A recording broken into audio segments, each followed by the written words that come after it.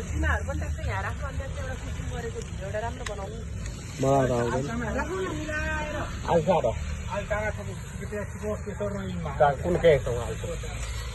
अचार बनाउँदै भनेर ट्याक्कै यस्तो गरेर अनि यसरी निकाल्नु मात्र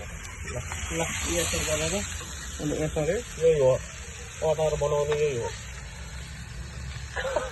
कसरी भिडियो बनाएको थियो ल हामी चाहिँ आज आउटडोर चिकन बनाउँदै आउटडोरको चाहिँ हामी के बनाउँदैछौँ त आज पोर्क मोमो बस मोमो हो यो चाहिँ पोर्क मोमो हो यो चाहिँ भक अनि चिकन हो अब मरमसला हाल्नु पऱ्यो खै हाल भयो खोइ भनिँदैन तपाईँ यहाँ भिडियो बनाउनु पर्यो भने म त्यहाँ मोमो मसला हाल्छौँ यसरी मोमो मसला यसरी हालेपछि अचारको लागि यहाँनिर छ हाम्रो जिराको धुलो यसरी राख्छौँ खुर्सानीको धुलो धेरै पिरो नगर भने अघि नै खोर्सानी धेरै हालेको थियो त्यो कलरको लागि चाहिन्छ नुन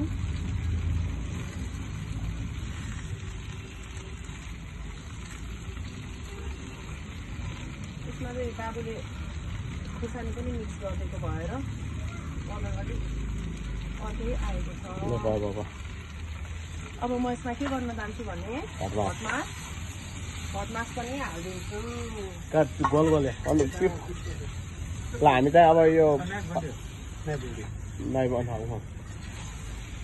मलाई सु आन्छु बच्चा बच्ची के गर्दैछन् खै बच्चा बच्चीको पनि भिडियो बनाउनुहोस् त बच्चा बच्ची यहाँ खेलिरहेको छ वा त्यसो नगर बाबुलाई त्यस्तो गर्ने होइन ल भयो अब हामी गोल गोल